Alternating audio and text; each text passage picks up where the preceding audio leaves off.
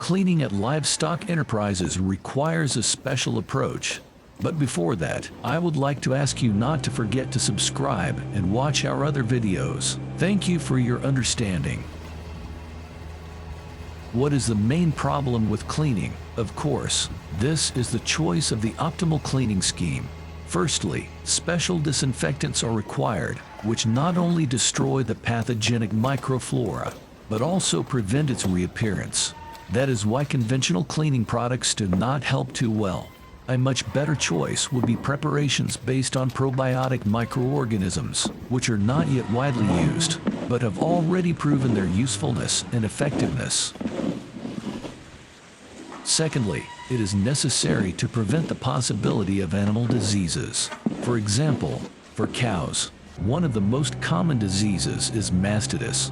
Therefore, the use of drugs for the treatment of dairy farm equipment is primarily aimed at preventing the occurrence of this and other diseases. For the prevention of diseases, the treatment of equipment alone is not enough. Continuing the theme of dairy farms, we can say that the use of special preparations for the treatment of udder teats gives excellent results.